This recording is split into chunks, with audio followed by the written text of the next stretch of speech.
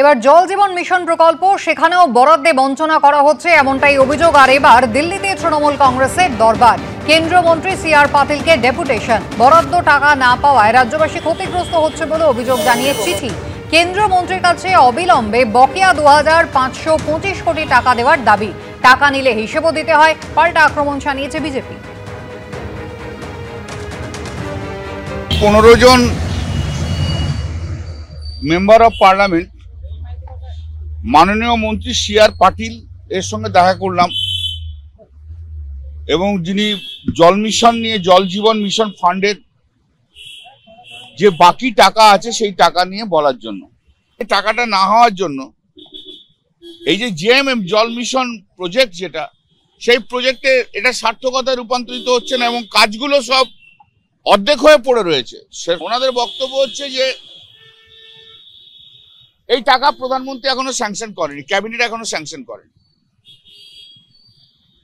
আমরা যখন বললাম এটা তো বাজেটের মধ্যে বরাদ্দ করা আছে, বললো বাজেটে প্রভিশন রয়েছে কিন্তু টাকার স্যাংশন হয়নি এবং আগস্ট মাসের পর থেকে নাকি কোনো রাজ্যেই টাকা দেওয়া হচ্ছে না, এটা ওদের বক্তব্য। আমাদের বক্তব্য খুব পরিষ্কার যে অন্যান্য রাজ্যে প্রচুর টাকা দিয়ে দিয়েছেন, আমাদের রাজ্যে তো সবকিছু ব্যাপারে আমরা পিছিয়ে রয়েছি। তো আমাদের তো মানে পিছিয়ে রয়েছে মানে টাকা দেওয়ার ক্ষেত্রে, আপনার কেন্দ্রীয় সরকারের থেকে টাকা দেওয়ার ক্ষেত্রে আপনারা পিছিয়ে রয়েছে।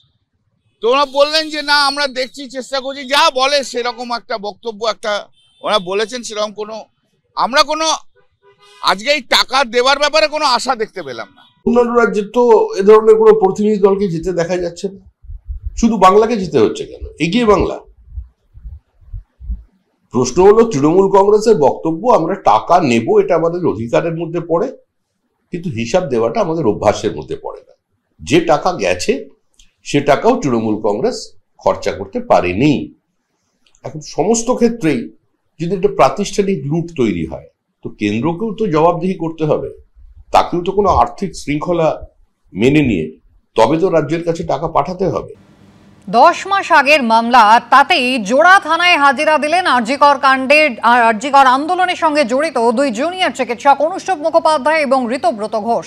হেয়ার স্ট্রিট থানায় হাজিরা দিয়েছেন জুনিয়র চিকিৎসক অনুষ্ঠব মুখোপাধ্যায়, বউবাজার থানায় হাজিরা দিলেন কলকাতা মেডিকেল কলেজের ইন্টার্ন ঋতব্রত ঘোষ। আন্দোলনকে দমাতেই পুলিশের তলব, এমনটাই অভিযোগ করেছেন আরজিকরে নিহত তরুণী চিকিৎসকের বাবা। মামলার পর মামলা, পুলিশের নোটিশের পর নোটিশ। আরজিকর মেডিকেল কলেজে চিকিৎসকের ধর্ষণ খুনের প্রতিবাদে রাজপথে নামাটাই কি চিকিৎসক কিংবা জুনিয়র চিকিৎসকদের সবচেয়ে বড় অপরাধ?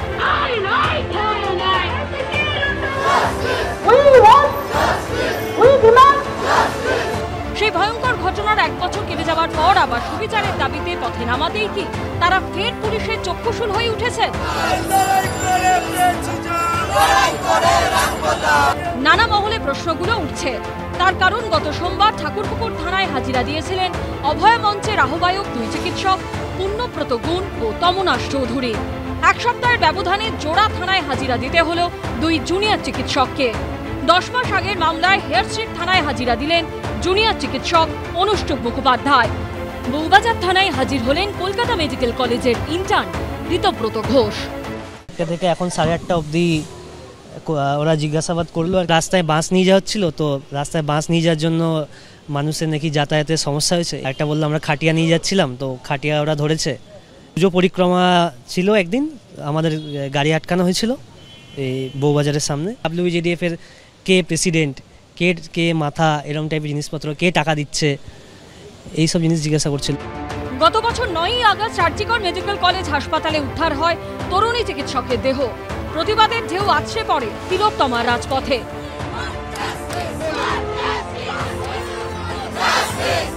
গত বছর 5 থেকে 21 অক্টোবরের মধ্যে বউবাজার থানা ও হেয়ার স্ট্রিট থানায় 8টি পৃথক মামলা দায়ের হয়। সেই মামলার তদন্তেই সোমবার তলব করা হয় এই দুজনকে। 11 মাস ঘটনার পর আজ যখন জুনিয়র ডাক্তারদেরকে ডাকা হয়, তাহলে স্বাভাবিকভাবে এটা পরিষ্কারভাবে একটা রাজনৈতিক উদ্দেশ্য প্রণোদিত মামলা বলে আমরা মনে করি। কেন মনে করি? যে অভিযোগগুলো পুলিশের প্রত্যক্ষ থেকে আনছে, যে শ্লীলতাহানির অভিযোগ, তাহলে একজন জুনিয়র ডাক্তার যদি শ্লীলতাহানি করে থাকেন তাহলে পুলিশের দিক থেকে 11 মাস পর তার ব্যবস্থা নিতে এসছে। জুনিয়র চিকিৎসকদের তলবের প্রতিবাদ করতে এদিন বউবাজার থানার বাইরে হাজির হন আরজিকরে নিহত তরুণী চিকিৎসকের মা বাবাও। ওটা তো আমাদের মেয়ের জন্যই মেয়ের সঙ্গে যে ঘটনা ঘটেছে তার পরিপ্রেক্ষিতেই ওরা আন্দোলন শুরু করে আন্দোলন নেমেছিল। তারকে দমিয়ে রাখার জন্যে সেই আন্দোলনকে সরকার এই ব্যবস্থার পথ অবলম্বন করেছে। সুতরাং সেটা আমাদের মনে আরও বেশি ব্যথা দিয়েছে। ভয় দেখানো ছাড়া কিছুই নয়, ভয় দেখানো আর কি। পুলিশ সূত্রে খবর, মঙ্গলবার 2 সিনিয়র চিকিৎসক কৌশিক চাকি, অভিক কারক ও 1 জুনিয়র চিকিৎসক অরিন্দম ঘোষকে তলব করেছে পুলিশ। যে প্রতিবাদগুলো আইন শৃঙ্খলার অবনতির দিকে লোককে মিথ্যা প্রচার করে প্ররোচনা দিয়ে অশান্তি তৈরির জন্য প্রতিবাদের নাম করে প্ররোচনা হচ্ছে, তো সেই জায়গায় পুলিশ যেখানে প্রয়োজন সেই জায়গায় পুলিশ ব্যবস্থা নিয়েছে। তো তার আইনি প্রক্রিয়া চলছে, এরকম তো নয় যে কোনো বেআইনি কিছু করেছে পুলিশ।